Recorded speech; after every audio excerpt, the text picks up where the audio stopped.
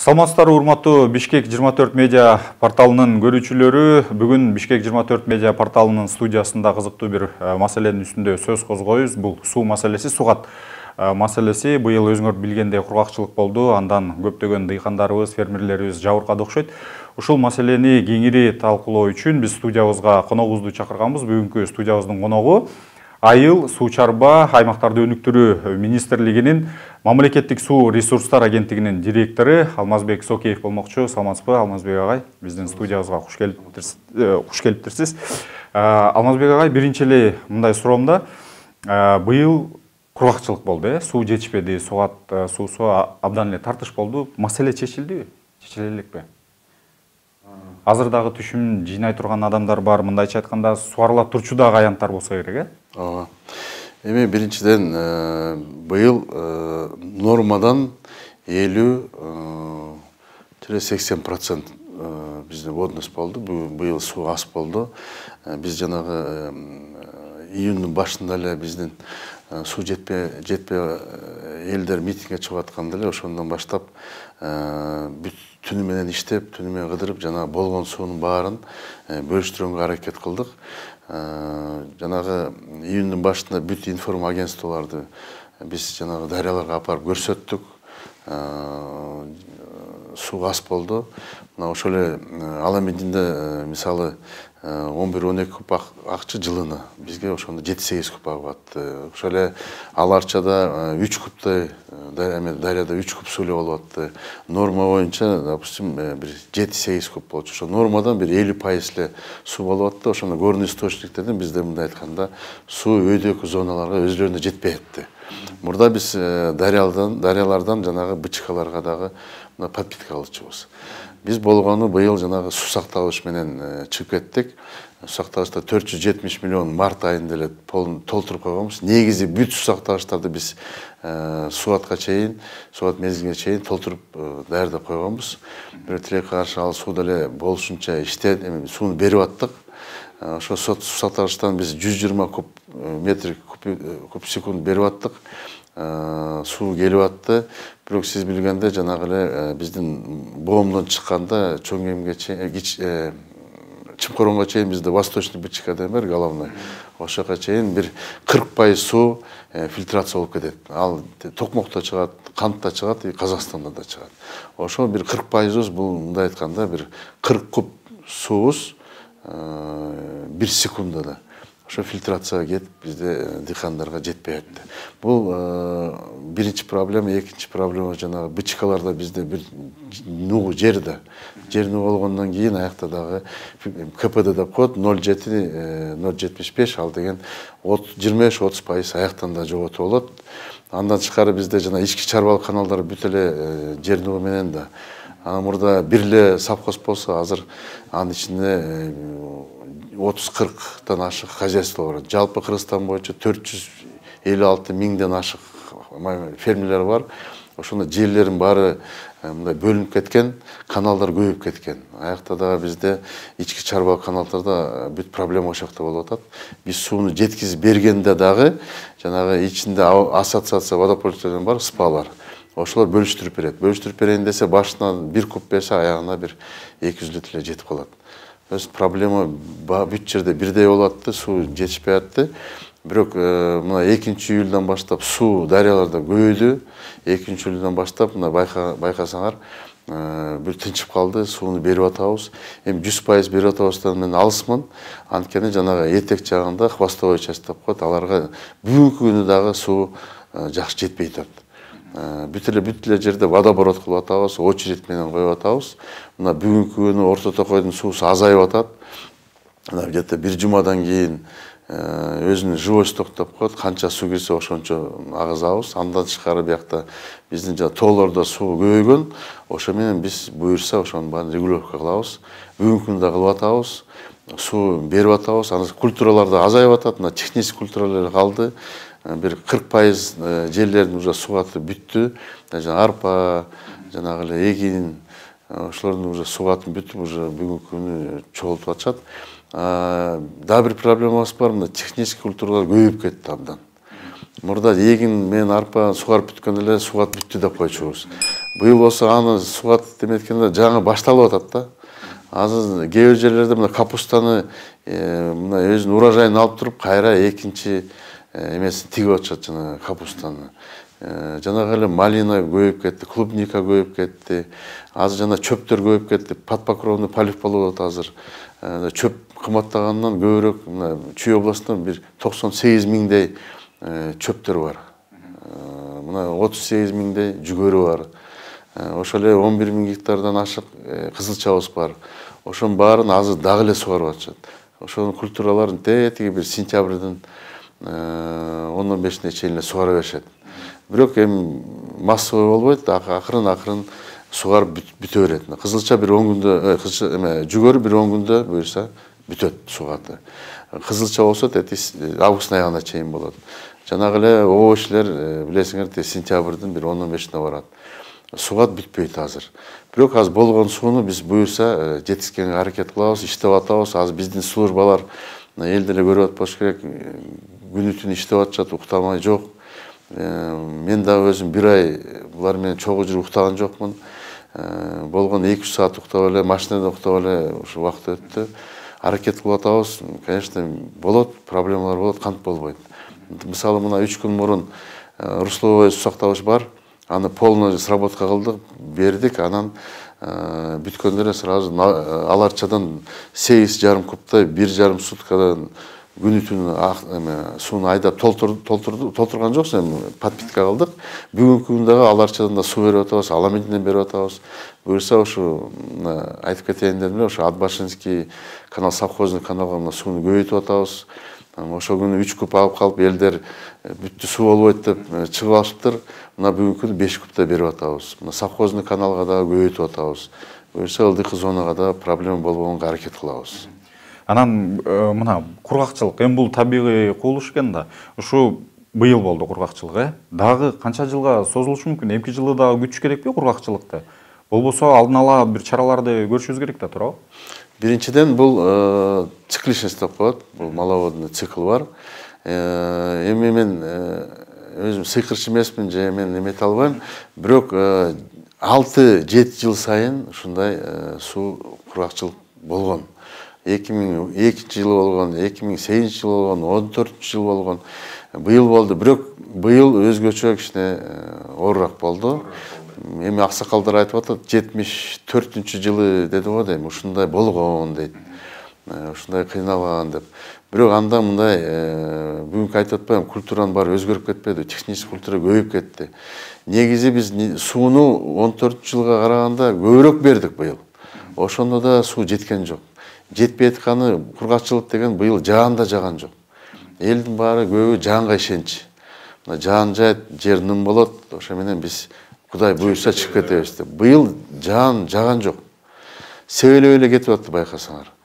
Чаңды бастырып эле кетип атты. Ошон үчүн биз азыр биринчи очередте мына биздин министрибиз Аскар Сабырович менен сүйлөшүп, азыр мына өкмөттөн дагы эме чыгарабыз. Быйыл жанагы предпахатный полив деген бар. Күзүндө сугартырабыз.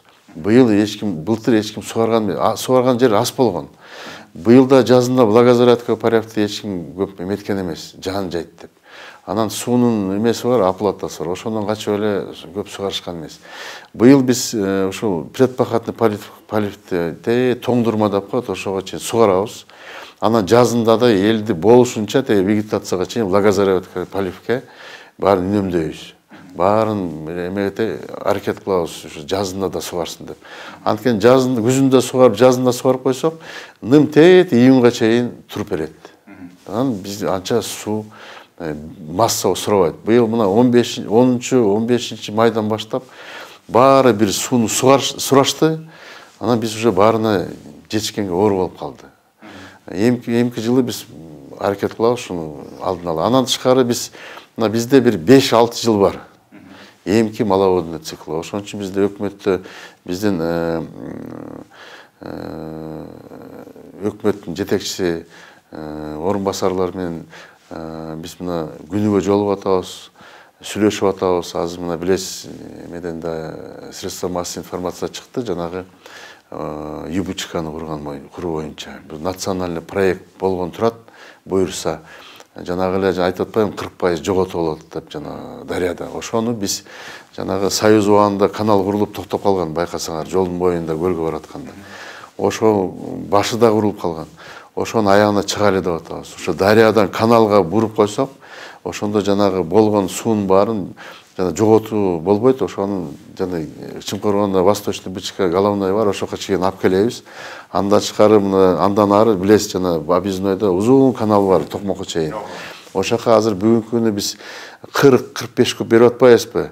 Ошону курулганда биз аяка буюрса дарыяга бир 130 куб салсак, ошактан бир 55 куб Очка 2-ге берсек, Очка 1-ге, ошакта Очка 1-ден буюрса бизде азыр 40-45 берсек, биз 55-60-ка чейин беребиз. Ошондо мындай айтканда 10-15 куб жана Панфиловка жетпей аткан суубуз ошактан жеткизип беребиз. Андан тышкары сол жака Восточный Бычка кетет, азыр 50 куб берип атабыз максимальный. Биз ошондо аны 80 кубка чейин кеңейтебиз. 80 куб деген бул буюрса жанагы Южный Бычка деген бар, шаарга чейин муну Аларчага сброс болот го, жана билесиз да, жанагы шаардан өтүп атпайбы, 6 микрорайондон ошака биз буюрса бир 20-30 куб ошака салсак, шаарга дагы суу жетет, Аларчага биз подпитка алсак, ошо Западный Бычкага да подпитка болот. Ана перспективада ошо сууну тиги Аспарга чейин апаралы деген ой бар. Бул жанагы биз Бычканын астындагы жерлердин маселесин чечебиз. Бул Чүй областынын бир 40% жерлери ошо Бычканын астында. Калган жерлерди болсо биз азыр мына 3 сусактагычтын проектисин баштап атабыз. Мына Шамшы 25 миллион куб бир сусактагыч куралы деп атабыз. Ак сууда 5 миллиондук уже бүтүп атат проектибиз. Дагы 5 миллионга проектти баштайбыз. Андан тышкары быйыл Аспарага 10 миллион куб БДР деп атабыз. Бул быйылкы проект баштаганыбыз. Проект баштасак, анын акча издеп буюрса мында курабыз. Экинчи эмебиз, андан тышкары мына Кара Балта, бизде Кегети бар, Било эме бар, жанагы Сокулук бар, Жаламыш бар. Ошолорго да биз буюрса акча таап проектисин баштайбыз. Проектиси бүткөндөн кийин биз жана инвесторлорго сунуштаганга жеңил экен. Азыр инвесторлор менен биз тыгыз иштеп атабыз. Бизде бул жылга чейин деле мына акыркы 10 жылда көп жумуш жасалып атат. Мына мамлекеттик программабыз бар, 46 объект кирген. Ошонун бир 20 объекти ушу инвесторлор аркылуу курулат. Мына кээ бирөө уже курулуп бүттү, кээ бирөө курулуп атат. Мына мисалы мына көлдө Кытай грант аркылуу Агөлөң каналы бүттү, буюрса мына 5000 гектар аякта. Анын ичинде 600 гектар жаңы жер бар. Мына көлдө жанагы Сарой БСР бүттү, буюрса. Мына Баткенде Р4 деген бүтүп атат, буюрса аякта дагы бир 1200 жаңы жерибиз бар. Андан тышкары мына Таласта Сарымсак каналын кылып бүтүп атабыз, 2 жыл бүтөбүз. Аякта 2000 гектар жаңы жер өстүрүлөт. Андан тышкары мына Ош областында Шибежекин каналына куруп атабыз, Актерек каналы Аксыда, Чүйдө мына Спартакты баштап атабыз. Таласта мына дагы 2 объект бар, Бактыногой Кызылжар деген бар, аны куруп баштадык. Андан тышкары мына Баткенде жанагы Кулунду каналы бар, Разак курган 53-жылы. Ошону кеңейтүү боюнча уже головнойун куруп, буюрса мына Астойник менен эмесин каналын курдук. Муну да улантабыз быйыл. Бул да объекти бүтсө, мына биз аякта чоң стратегический объектибиз. Мына чоң сусактагычтар проекти баштап атабыз. Мына Лелек сусактагычы бар. То есть жумуш токтобойт. Ирригация тармагында жумуш абдан көп, биз жакында көрсөтөбүз. Көрсөтүп атабыз, муну жакшыраак бир эмеге да СМИге да көрсөтөлү деп атабыз. Алмазбек агай, мына чындыгында Кыргызстан бул гидроэнергетикалык потенциалга ээ өлкө, мындайча айтканда суу ресурстарына бай. Анан ушу Кыргызстанда суу жетпей атат, суга суусу жетпей атат деген бир аз жат угулуш болуш керек. Анан мындай суроода жана СПА дедиңиз, бөлүштүрүүчү аймактарда. Сиз суу ресурстарынын агенттигинин директорусуз, билесиз, адиссиз, туурабы? Ушул чөйрөдө иштейсиз. Негизи чындыгын айтсаңыз, суу азыркы тапта рационалдуу бөлүштүрүлөбү аймактарда? Рационалды бөлүштүрөт деп айта албайм. Буякта анткени маселе көп. Бул маселе 30 жылдан бери келаткан маселелер булар. Бүгүн бир күндө чечебиз деген мындан алысмын. Бирок маселенин көбүн биз чечкенге аракет кылабыз. Жана АВП деп атпайбызбы? Азыр АВПда бул жаңы нерсе болгон да. 95-жылдар биринчи АВПда түзүлүп баштаган. Анан мунун өзүнүн реформасы, өзү негизи туура багытта апарган, бирок өзү негизи туура эмес, буякта пайдаланганбыз өзүбүз. АВПлар майда көбү 2-3 миң гектар ашып кетсе. Эми 2-3 миң гектар менен өзүнүн жанагы бюджетин түзө албайт жакшы. Өзүнүн каналдарын оңдо албайт. Бул кандай жетекчи келсе да, кандай болсо да жаза албайт. Бул абдан оор нерсе. Ошон үчүн биз жанагы Союз убагында, Союз кулаганда жанагы биздин өзүбүз суу чарбасына караган каналдар өзүбүздө калып калды. Биз аны мамлекет көңүл буруп аракет кылып атабыз. Анын ичинде жанагы бизде 115 насос станциялар бар, скважиналарыбыз бар, каналдар 5700дөн ашык каналдарыбыз бар, километр каналдарыбыз бар. Андан тышкары бизде 28 миң километр ички чарбал каналдар бар. Алар мына ошо СПАнын балансында калып калган, айыл өкмөттүн балансында. Мындай айтканда жакшы каралбай калды. Жана СПАлар өзүнүн айлыгын эптеп чыгарып, жанагы сууга кичине төлөп, анан калгандарын негизи туура эмес колдогондор да бар. Азыр бүгүнкү күн биз жогорку кеңешке өзгөртүү кирип атат. Буюрса ратификациядан өтөт. Бул документти кол коюлса, биздин СПАлар айыл өкмөттүн астына өтүшөт. Булар подконтрольный болот. Бул СПАлар кичине контроль жок болуп калып, көзөмөл жок болот, үстүнөн көзөмөлдөчү. Дегеним мына бардык эле коомчулуктар күбө болуш керек. Жакында бул Facebook баракчасынан тарап кетпеди. Ош облусунда Раван районунда болуш керек. Калп айтпасам ушул өзүбүзгө суга суусу жетпей атканда Өзбекстандын аймагына түтүктөр аркылуу сууну өткөрүп койгон бир учур. Ушулар мисал кандай? Ушуларга сиздер мындай бир териштирүү иштерин жүргүзөсүздөр? Бизде мындай да бул абдан курч маселе азыр. Тияққа беріп қойды, бияққа беріп қойды дегенде абдан көзөмөл каты. Бизден эле эмес. Бул эл көзөмөлү бар. Бүгүнкү жөн эле бир жака берип койду деген андан мен алысмын. Эч качан биз башка мамлекетке бүгүнкү күнү эч кимге 1 литрде мындай мыйзамсыз бербейбиз. Яны мындай да ошо Тажикстан менен алганда биздин өзүбүздүн вододеление деп коет. Сууну бөлүштүрүү мамлекеттик. Ошонун өзүнүн графиги бар. Мына жана эле головнойдо жана ызычуу болбоду, суу үчүн болгон жок. Бул территориальный спор болду. Аякта суу боюнча бизде көп маселе жок. Тажиктердин водниктери менен биздин өзүбүз мындай сүйлөшүп, татынакай иштеп атабыз. Элде орто жолдо болуп атты. Сууну каналды жаап салышат. Эми элдин кыжалаты болот. Балдар каза болду, тиги болду деп жапкан күнү болгон бир жума аны ачтык, сүйлөштүк. Анан аларга деле бир бизге мындай лишний суу берип койбойт. Биз аларга да бербейбиз. Өзүбүздүн барбы ошо вододеление, аны бербейбиз. Ошактан эле азыр мына бүгүнкү 4 күн сактагачы толугу менен суу бизге кетип атат. Биз азыр жанагы жазга чейин толтуруп алабыз 100%. 90 миллион толтурабыз дагы мына азыр суу кенен. Ата проблема жок. Тажиктер менен биз аяка дагы ар бир эмесин карайбыз. Өзбекстан менен эле ошондой. Көп жерде суунун башы бизбиз. Көп жерде. Бирок башка райондор бар, биз аларга зависимый болобуз. Ошон үчүн биз мындай односторонний порядка аны жаба албайбыз да. Биздин мамлекеттик келишимдер бар, аны аткарыш керекпиз. Тилекке каршы мына допустим Казакстанга быйыл бир 15-17% эле берип аттык. Эми булардын бере турган суунун эмесинен. Эми Казакстанда эле азак тараптар түшүнүп деле унчуккан жок да. Алар да айтып атат бизге айтып эле калып калышат. Сууну бербейсиңер деп. Мына Меркеде биз эң акыркы точка бар мына западында. 3 жыл болду, мына 4 жыл 1 литр суу аякта. Мына сууну жоготуу 40% түзөт деп калдыңыз, жана өйдө тараптачы боомдон келаткан сууларды айтып калдыңыз. Ошону мисалы жоготууну жок кылыш үчүн кандайдыр бир варианттар бар деп эдиңизби? Ошол варианттарды ишке ашырганда казак тараптардан наразычылык болбойбу? Казак тараптардан маселе болушу мүмкүн. Булар өзүн эми алар жанагы дарыяны буруп айлабай тигинтпеген мындай эле болушу мүмкүн. Анткени фильтрация маселеси биякта булардан эле чыгат деп эмне кылат? Биз курганга булар өтө эле эме болушпайт. Бирок бул чечимди биз кабыл алдык. Биз муну кылабыз. Эми бул мындай да биякта дегеним ошо сиз айтайын дегеним биздин эл эмес. Мамлекеттер аралык бир келишимдер бар дейт. Тура. Биз муну Казакстанга сууну бере албай атпайбызбы?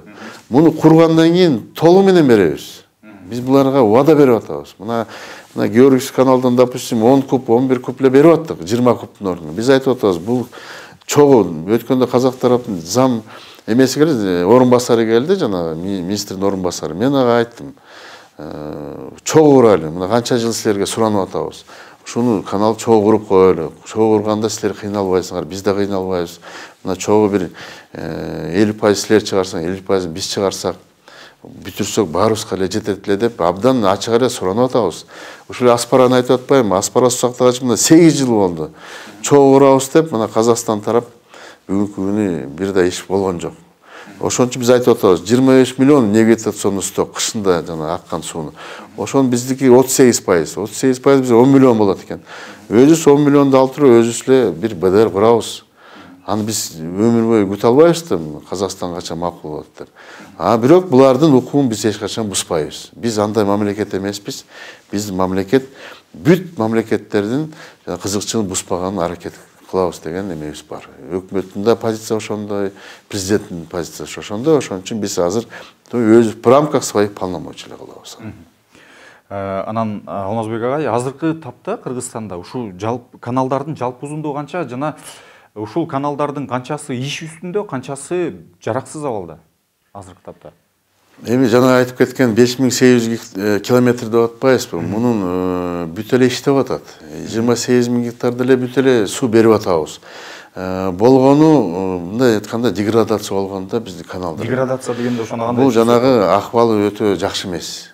Жылына биз жанагы каналдарды оңдойбуз, текущий ремонт деп коет, аны жасайбыз, бирок анын тилекке каршы алда жетишсиз. Ошон үчүн азыр допустим жана ички чарбалыктарда жашы каралбай калган. Ошол эле спалар мына эптей албай атат. Спалардын дагы күчү жетпейт. Анан ошон үчүн биз азыр жаңы реформага баргантабыз. Эметсеңиз бир кеңири айтып берейин азыр. Бул реформаны жанагы бүт эл айтып аткан эле проблеманы чечели деп атабыз. Биринчиси жанагы каналдарды оңдош керекпиз. Инфраструктура проекттерди көбүрөөк куруш керекпиз. Аны мамлекет тарабынан чоң бир жардам болот, буюрса мына чоң салым мамлекет салат. Андан тышкары биз аны күтпөй өзүбүз да иштеш керекпиз. Өзү иштейбиз дегени мындай да бизде жана спалардын буларга төлөмү, допустим, бир гектарын ар кандай төлөйт элдер. 1000 сомдон, 2000 сомдон төлөйт. Биз ошонун биздин хозяйстволорго төлөгөндө биздин район управление водных хозяйств сууну жеткирип бергенге 3 эле тыйын. Бир куб 3 эле тыйын. Спалар болсо 15, 20, 30 тыйындан услугасын алышат. Бирок ошондо дагы каналдарын жазабайт атпайбы? Каналдар жазалбайт, тазаланбайт. Анан эмне проблема эмнеден болот? Мына магистральный канал БЧК деп коелу, э? БЧКдан, допустим, бир ички чарбалык канал бар, бир 20 километр. Жер нугу. Бул бияктан эртең менен берсең, кечинде араң жетет. Ана водоворот деп коет, очередь деп коет. Уже булар мына жеткенде эле очередь мына бүттү деп коет. Өйдөкүлөр биз алабыз деп баштайт, уруш башталат. Булар байкуштар кичине суу алганда эле түгөнүп калып атпайбы?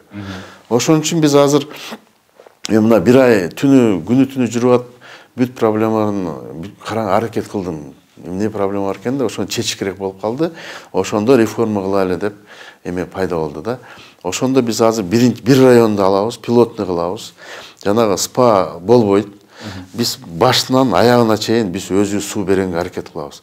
Анткени элге баары бир да ким алып келет? СПА алып келеби же башка бир алып келеби? Биз алып келебиз. Буларга эң максат сууну жеткизип бериш керек, сууну алыш керек, сугарыш керек. Ошон үчүн биз жана дарыядан баштап буларга чек арасына чейин сууну алып келип берип койчубуз да. Анда СПА өзү бөлүштүрчү. Жакшы бөлүштүрө албайт. Ызы чуу мына митинг болгондо булар бирөөсү да жок. Келбейт. Биз өзүбүз ошондо чуркап, даже ошонун ичине киришкенге эме болуп калды. Бүт алып эмес, эми жакшы спалар да бар, жаманы да бар, ар кандай да. Ошон үчүн азыр биз башынан аягына чейин өзүбүз жеткизели деп атабыз. Ошо жана төлөгөн жанагы 10, 15, 20 тыйынды эл менен сүйлөшүп, бир макулдугун алып, ар бир мына бир районду мен өзүм барам, сход кылам, ар бир жаран менен сүйлөшөм, фермер менен. Буюрса ошону бир распоряжение чыгарып, ошо баалар менен буларга өзүбүз жеткизебиз. Анан жанагы айтып атпаймынбы, 20-15 километр каналдар ошондон баштайбыз. Ошону бир облицовать этебизби, же пластиковый жаңы бир технология менен кылабызбы, же кемен бир аны кылабызбы. Жеткизип бергенде, время добегания деп коет. 7-8'de жете турган суубузду жарым саат 40 мүнөттө жеткизгенге кылыш керекпиз. Ошондо баарына бирдей жетет. Ошондо жанагы баары проблема чечилип баштайт. Бул бир. Биринчи проблема чечет. Экинчиси, биз кантип чечебиз?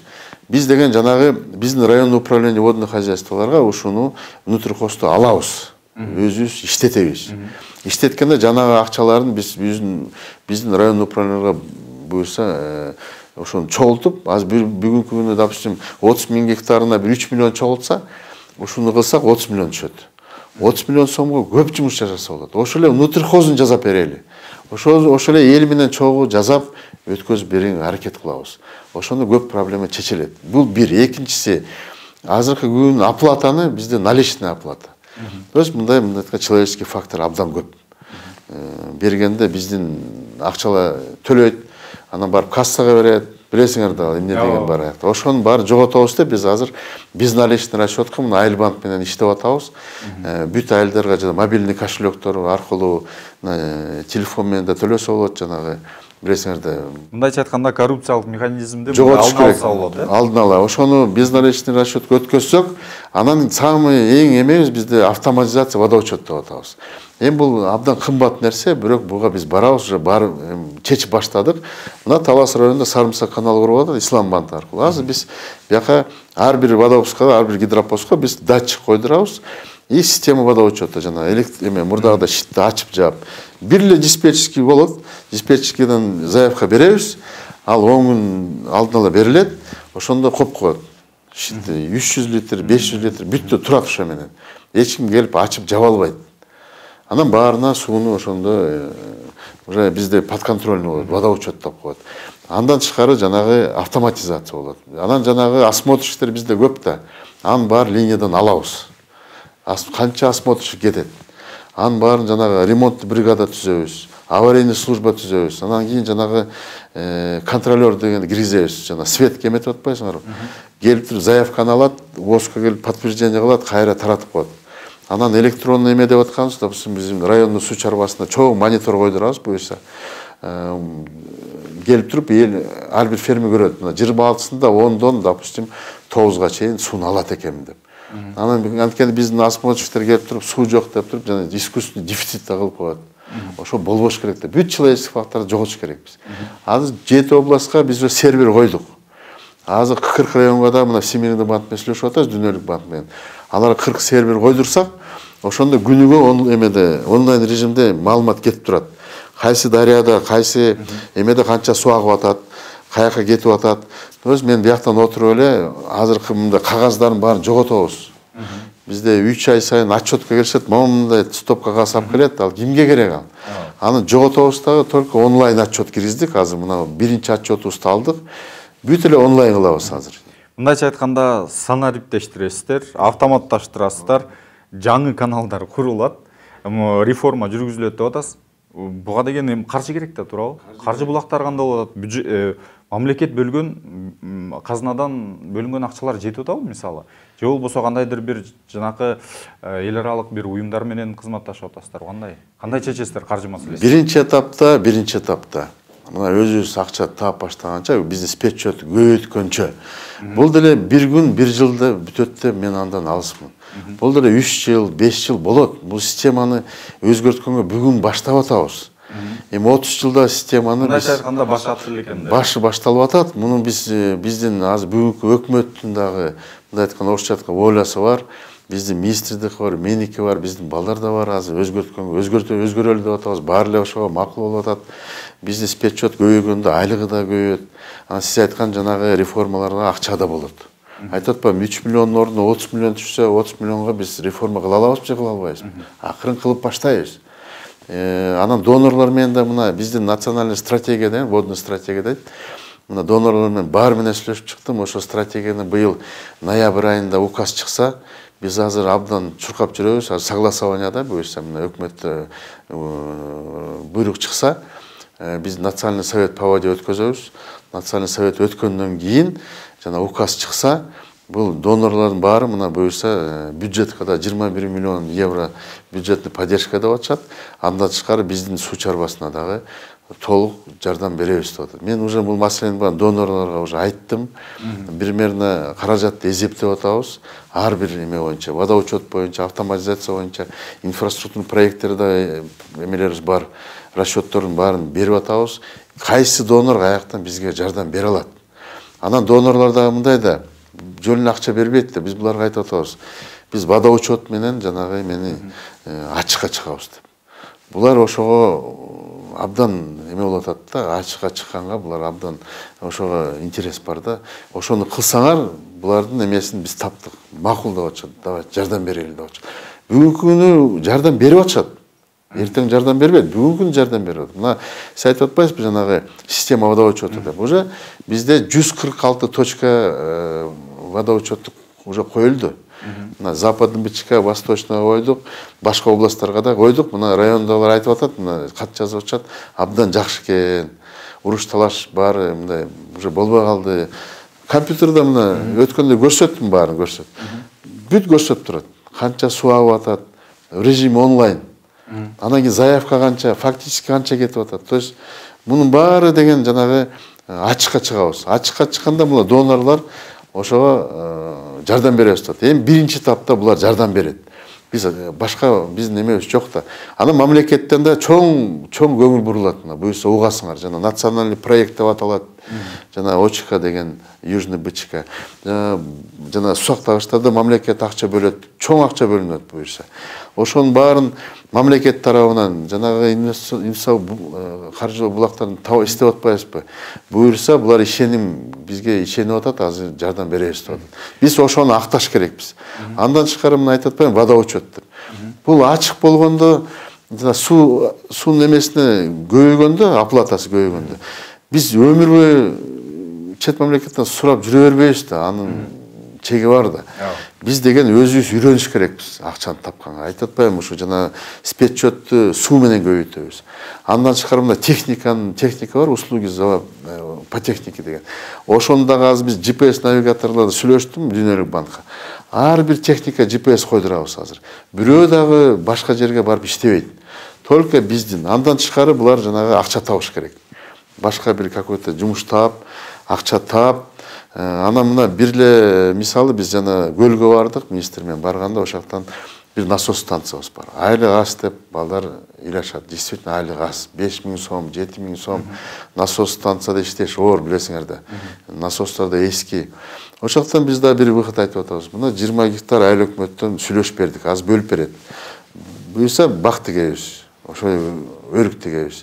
Бир 2-3 жылда түшүм берип баштайт. Ошоктон ушу насосныйдын хозяйствосу болот. Ошо хозяйствосунан эзептеп көрсөк, эзептеп көрсөк, муну берип баштаса айына бир 20 000 сомдон ар бир жана жумушчуга пайда болуп турат экен. Эми биз үйрөнүш керекпиз да, акча тапканга өзүбүз да үйрөнүш керек. Мындай мамлекет эле күтө беребизби, качан берет деп. Жок, биз өзүбүз жанагы айтып атпаймынбы, спецчетту, суунун спецчеттун бир 708 миллионго, миллиардка чейин чыгарганга аракет кылыш керекпиз. Андан тышкары жана башка спецчеттерди көбөйтүш керекпиз. Акча биз дагы табыш керекпиз. Башка бир форматка өтүш керекпиз. Жанагы айтып атпайсызбы, цифровизация маселеси. Бүт жерге коебуз аны. Мына азыр жанагы эле Сарымсак каналына мына Исламский банк толугу менен каржылап берет.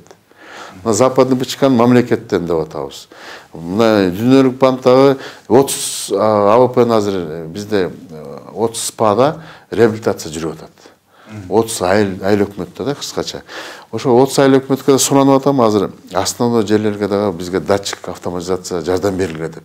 Ошо проект жүрүп атканда эле биз киргизип коюп атабыз. Параллельно да. Башка инвестициялык булактарда да азыр объекттер курулат да. Курганда биз аяка не только жана каналдарды курабыз. Аяка биз сразу эмени киргизип атабыз, логистика киргизип атабыз, переработка киргизип атабыз. Жанагы льготный кредитование кылса бизнеске, алар өзлөр переработочный предприятие ачып берет. Ислам банк аркылуу ошондой кылып атабыз. Бизге райондорго объекти курганда техника алып берип атабыз бир. 400-500 миң долларга алып берип койсок, ошону обслуживание кылып турат. Андан тышкары аяка дагы жанагы эле автоматизация, водоочетту сразу эле киргизип коюп атабыз. То есть бул мамлекетти күтпөйбүз биз, жанагы инвестор алдынча бир жумуш жүрүп атат да. Анан Алмазбек агай, мына айтсаңыздар, рационалдуу пайдалануу деп калбадыкпы жаначы? Азыр биз ошол жана канал, мындайча айтканда каналдарды эле адамдын колунан жаралган булактарда турабы. Анан жанакы тоодон мөңгүдөн түшкөн суулар, эми жер астындагы сууну кандай пайдалануу керек? Жер астындагы суулар пайдаланса болобу? Мисалы ушундай кургакчылыкта, анан жанакы айдоо аянттарын, жанакы багбанчылык менен, жашылча жемиш менен иш кылган багбанчыларды мындай жанакы тамчылатып сугаруу деген мындай бир немелер бар, жаңы ушуларды качан пайдалана баштайсыз?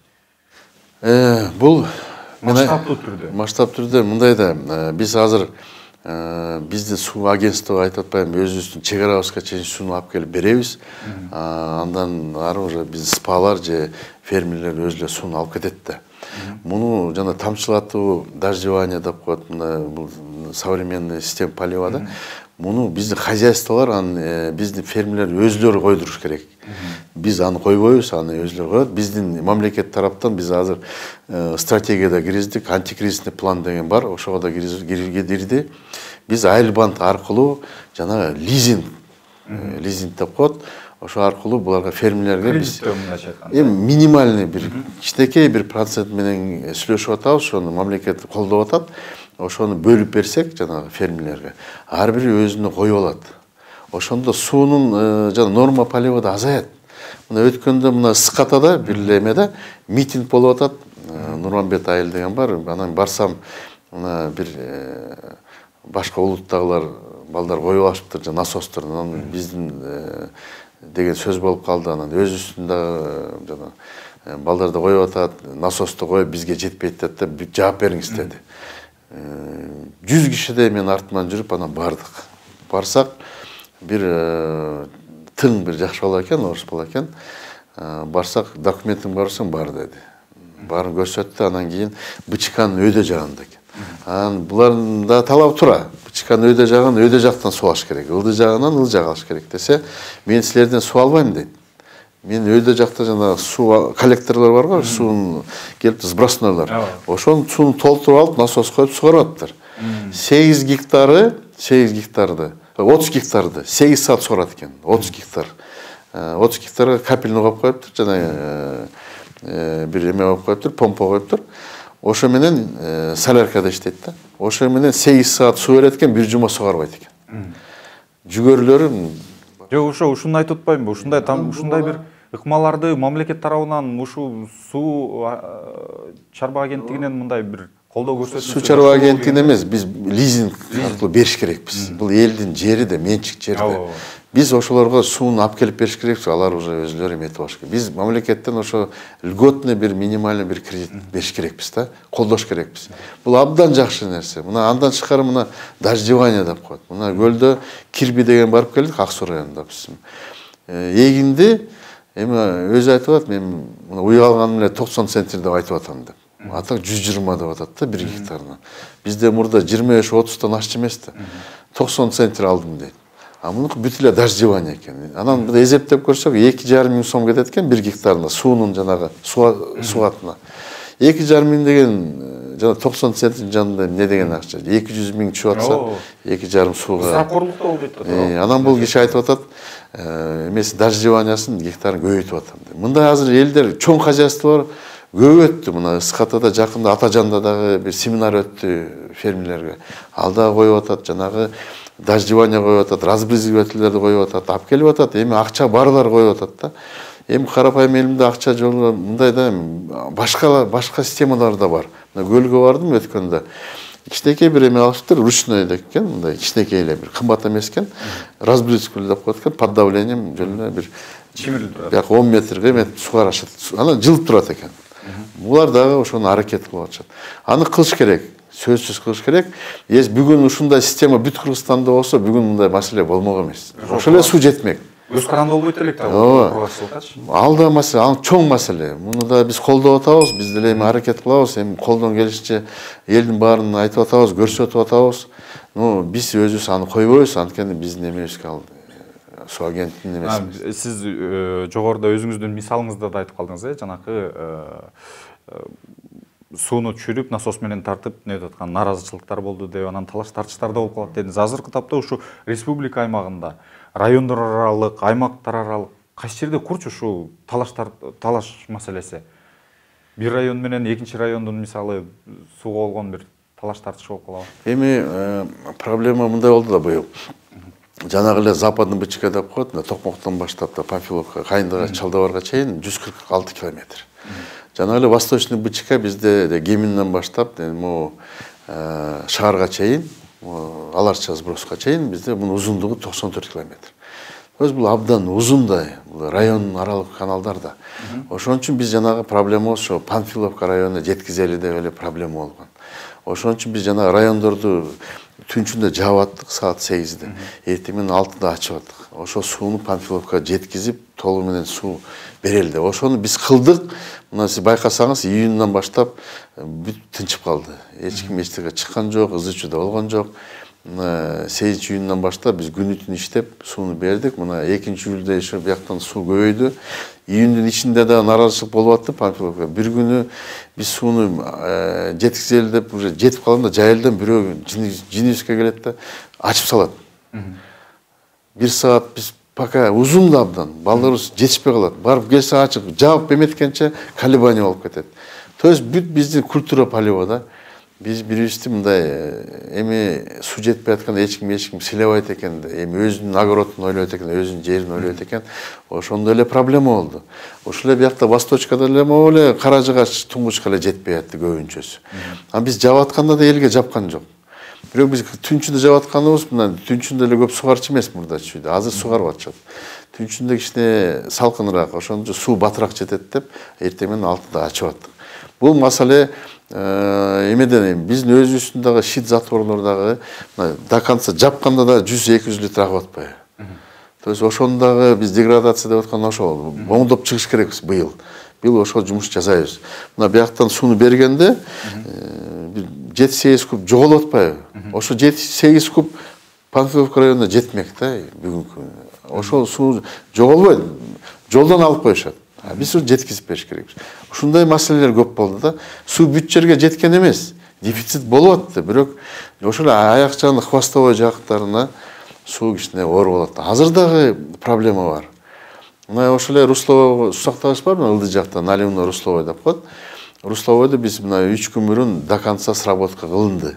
Полный сууну эметтик. Анан кийин бул Аларчадан айтып атпаймынбы, сууну бердик. Аламединден бердик. Ошол моментте бир күн проблема болгондо эле 3 куб берип калдык, 5 кубтун ордуна. Уже фермерлер чыгып суу түгөндү, уже проблема башталды деп чыгышты. Аларга түшүндүрдүк, андай эмес. Мына источниктер бар. Биз аны беребиз деп мына бүгүнкү күнү кечээ мурда күнү бүгүн 5 куб суусун берип атабыз. 8,5 куб агып атат, 3,5 Аламедин, 5 куб например Сокулу калып атат. Ошо совхоздун каналында да мына проблема бар. Мен өзүм барып келдим. Көрүп аларга да бүгүнкү күнү да мына 1 куб кошуп, кичине аларга да суу бергенге аракет кылып атабыз. Эми бизде суу көп болсо көбүрөөк бермекпиз да. Аны мындай айтканда, экономикадан билесиңер эмне деген. Правильное распределение тех ресурсов, которые есть. Ошону биз экономия кылып, ошону распределять этип атабыз. Азыркы күнү основной проблема ошо 2 жерде болду. Мына буюрса чечтик. Биякта болуп, кичине болуп турушу мүмкүн. Сууну эми элдер азыр мына эгин сугарып бүттүк, арпаны бүттүк. Мына 10 күн ичинде буюрса мына жүгөрүн бүтөбүз. Андан бизде калган технический культура калып калып атпайбы мына. Жана эле чөп, жанагы эле капустан мына экинчи урожай капустаны жаңы тигип атышат. Сентябрга чейин сугарат. Ошон үчүн культура өзгөргөндө биз да кыйналып калдык да. Кичине мындай сугат бизге мына чөйүлүп кетти да дагы тетиги бир. Жаңы өзгөрүүлөргө мындайча айтканда даяр болбой калдык, Жок, даярбыз. Ошого даяр болгонго аракет кылып атабыз. Даяр эмеспиз деп айта албайм. Даяр, бирок булар деле сууну көп эметет да. Талап кылат да. Ошону биз иш кылып атабыз. Мына балдарымды айтып коем, мына чоң рахмат, мына суу чарбанын кызматкерлерине 4700 айлыгы менен иштешет. Күнү-түнү жүрүшөт. Ошол жакта да мага айтып атышты, эми 5000 сомго иштеп эле коеюнчу деп жарыш жазам дегенде абдан көп киши болду. Сурандык, эми быйыл патриот болуп берем, быйыл иштеп бер. Эми эмки жылы эмне болот? Айлыгыңарды көтөрүп беребиз. Эмки жылы реформаны акырын баштасак, айлыктарын да карап беребиз. Эми буларда айылда мындай да, биз шаарда башкача жашайбыз, аяк башкача. Аякта 5000 сом деле жакшы акча. Мындай айтканда жакшы акча эмес. Буларга мындай нан алат, булар туз, кумшекер алат деген калган натуральный хозяйствода сүт өзүнүкү, каймак, огороду бар, тиги бар, бирок 5000 деген не деген айлык мындай айтканда. Бул деле абдан аз да. Бирок ошо элдер ошого да иштейт, эмнеге иштейт? Ошо кичине акча алып, пенсиясы да болот. Көбү предпенсионный возраст көп, пенсионерлер көп бизде. Пенсиясын да алып биякта иштеп турайын дегендер да бар. Жаш балдар да көп, аз мына жаш балдар да чуркап атат. Системаны эми кичине чыдап турсаңар, 1-2 жылда өзгөрүүнүн акырын көрүп баштайсыңар. Биз аны сөзсүз кылабыз азыр. Сөзсүз могу айлыктарды көбөйткөнгө өзүбүз аракет кылабыз. Мамлекеттен күтпөйбүз. Биз ошо именно ошо көбөйтүп, өзүбүздүн балдарга айлыкты көбөйткөнгө аракет кылабыз. Эми буюрса ал иш жүзүнө ашып кетер. Негизи азыркы тапта канча бөлүнөт мамлекеттик бюджеттен ушу? Мамлекет бюджеттен бизге жанагы капитальный ремонт деп коет. Мына 40 район, 7 область бар, чоң 11 сактагыч бар биздин баланста. 162 миллион капремонтка 2 жылдан бери мына бөлүнүп атат. Биз жакында премьер-министрге кирип Улукбек Асанович менен да сүйлөштүк. Буюрса мына капремонтка быйылкыга bir 300 миллион бөлүп бергенге аракет кылып атабыз. Макулдугун берип атат. Азыр мына быйыл бөлүнүп берсе, биз жанагы проблемный маселелерди биринчи чечели деп атабыз. Жанагы эле щит затворлорду, жанагы эле бизде фильтрация болуп аткан, жанагы эле быйыл көргөнүбүз түштүктө абдан көп селдер болду. Каналдарыбызды алып кетти. Анан да байкасаңар биз өзүбүздүн маселебизди көтөргөн да жокпуз. Элдин маселеси жана жабыркап атканда, кыйналып атканда мен балдарга айттым, моральный право не имеете. Көтөрбөгүлө даже. Биздин өзүбүз каналдарыбызды өзүбүз эле жана спецчоттон акчаны алып эле өзүбүз сууну бергенге аракет кылып берип атабыз. Ошол эле жабыркаган жерде. Анан могу акча чечилсе, каражат чечилгенде ошол каналдарды биз восстановить этиш керекпиз. Канал жок да азыр жерин эптеп берип атабыз. Эми азыр эмки вегетацияга чейин оңдоп коюш керекпиз. Андай маселелер да бар бизде. То есть биздин жана бөлүнгөн акчаны да ошо селдерге да кетип калып атат. То есть бул системаны кичине бир эме кылайлы деп атабыз. Бир каржылоо булактарын көбөйтүп, мамлекет тараптан дагы биз өзүбүз спецчоттон да көбөйткөнгө аракет кылабыз. Ошондо биздин суу чарбасын кичине мындай оңдогонго аракет кылабыз.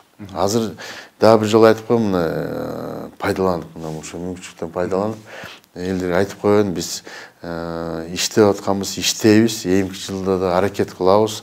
Буюрса ошо ирригацияны оңдогонго бүт өзүбүздүн күчүбүздү салабыз. Муну мен сөз беребиз. Биздин чоң армиябыз бар. 4700 кишиде иштейт Кыргызстан боюнча.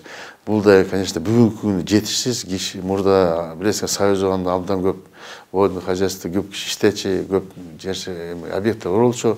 Биз ошого эмеге апарыш керекпиз. Андан тышкары айтып атпайм, жанагы автоматизация, цифровизация кылсак, бизде жана сотрудниктерди азайтсак болот, бирок айлыктарды көбөйтсөк болот. Более эффективно иштейбиз да. Анан человеческий фактор дагы бир жолу айтып коеюн, аны жоготуш керекпиз. Бүт прозрачно өтүш керекпиз. Мен мына айтып атам, мына мен өзүмдүн районунан өзүм баштап атам, мына мага өзүмө мындай бир папка ачкыла деп атам. Папкада менин канча жерим бар, канча суу алам, канча төлөйм. Ар бир жетекчинин мындай азыр мында папка ачкыла деп атам. Акимди дагы, жанагы силовой структурада иштегендер, жанагы биздин жергиликтүү бийликте иштегендер баарын тең ошол жакта ким ошол райондо болсо сууну алса, папка ачып коюп койгула. Биз өзүбүздөн биринчи башташ керекпиз. Цифровизация болгондо мына айтып атам, балдар райондорго бир чоң монитор коебуз. Ошол жакта очередность көрүнүп турат. Анан биг 3 строка алып коебуз. Ошол жакта менден баштап, тиги министрлерби, тиги эң бийликте тургандар баарын ошого биг 3 строкада көрүнүп турат. Мына, допустим, бир акимдин канча жери бар, канча суу алды, канча төлөнөт деп туруп, ар бир эмени көрсөтүп турабыз. Ошондо эл дагы наразы болбойт бийлик. Бизде эле төлөп турбай, бизде эле алат турбай деп, баарына бирдей бергенге мамиле түзгөнгө аракет кылабыз. Алмазбек агай, мына акыркы суроом болсун. Эми чындыгында биз Кудай эмеспиз, жараткан эмеспиз, билбейбиз да, алдын ала эмдиги жылы эмне болот, Бирок эми мамлекеттик орган болгондон кийин адистер бар, адистер эсептеп чыгышы керек, мониторинг жүргүзүп турушу керек. Жана башында суроо берип калдым, эмки жылы ушул кургакчылыкты күтүш керекпи, дыйкандарыбыз эмнеге даяр болуш керек деп. Ошону эле айтып койсоңуз, эмки жылы да кургакчылык болуш мүмкүнбү же мүмкүн эмеспи? Адистер бар да эсептеп чыгат, мониторинг жүргүзөт. Эми бизде МЧСте гидромет деген бар, ошол прогноз кылат. Водностьты ошолор кылат. Ошо гидрометтин прогнозу менен биз жылына иштейбиз да. Тилекке каршы быйыл кичине прогноз кичине эмерээк болуп калды, мындай так эмес болуп калды. Кичине тагыраак эмес болуп калды. Эми гидромет айтып атат, сууну кене эле берип атпайсыңар деп. Берип атабыз, но жетпей атпайбы ал. Значит, биздин водность кичине азыраак болгонун булардын прогнозу менен кылабыз. Бирок андан тышкары биз эмки жылкыга мындай айтканда быйыл абдан даярданабыз. Айтып атпайм, жанагы шит затвордун ордуна келтиребиз. Жанагы каякта бир көбүрөөк фильтрация ошону карап чыгабыз өзүбүз дагы. Чоң проекттер башталганча биз жанагы өзүбүздүн проблемалык точкаларды уже билебиз. Ар бирин уже мына көрдүм, мына допустим Восточкада 20 куб канал келет экен, аякта 20 куб деле кереги жок этек чагында. Азыр бүгүнкү күнү бир 10 куб эле жетет экен. Анткени баягы уже новостройка болуп калган. Уже арашайым жерлер жок. Айдыантар жок болуп калып атат. Анан кийин ошон үчүн биз азыр каналда кичине бир 7 километрде экен, ошону кичине кичейткенге аракет кылабыз. Биз эзептеп чыгабыз, проектировщиктер менен. Биз адистерин бүт карап чыгабыз. Азайтсак ошондо ушундай моменттер бир карап чыгабыз. Каякта бир фильтрация болуп аткан жерлерди, может быть, ошак жерлерди кичине облицовать этип коебузбу. Эми бул бүт эле каражаттечи. Эмки жылкыга биз сөзсүз даярданабыз. Эми 100% даяр болобуз же биз эмки жылы проблема болбойт деп эч ким айта албайт. Мен да айта албайм аны. Ошо проблеманы азайтканга, дефицит болбогонго биз өзүбүздүн, конечно, аракет кылабыз. Абдан эметебиз, контролго алабыз. Биз деле түшүнүп атабыз, эмки жылы болуп калса анан кийин бизде аны айтпасын, силер мындай деп айткансыңар. Аны Кудай өзү эле билет, эч ким башка билбейт. Ошон үчүн биздин немебиз даярданыш керекпиз. Болду, башка иш болбойт бизде. Только даярдык. Алмазбек ага, чоң рахмат бүгүн биздин студиябызга келип, суроолорубузга жооп бергениңиз үчүн. Урматтуу Бишкек 24 медиа порталынын көрүүчүлөрү, биз бүгүн бир кызыктуу теманын үстүндө сөз кылдык. Бул сугат суусуна байланышкан маселе тууралуу сөз кылдык. Себеби дегенде быйыл сугат суусу өтө эле көйгөйлүү болду. Ал үчүн бүгүн биздин студиябызга ушул Айыл суу чарба аймактарды өнүктүрүү министрлигинин мамлекеттик суу ресурстары агенттигинин директору Алмазбек Сокеев келип суроолорубузга жооп берди. Сизге дагы бир жолу ыраазычылык билдиребиз. Урматтуу Бишкек 24 медиа порталынын көрүүчүлөрү, эмки көрүшкөнгө чейин саламатта болуңуздар.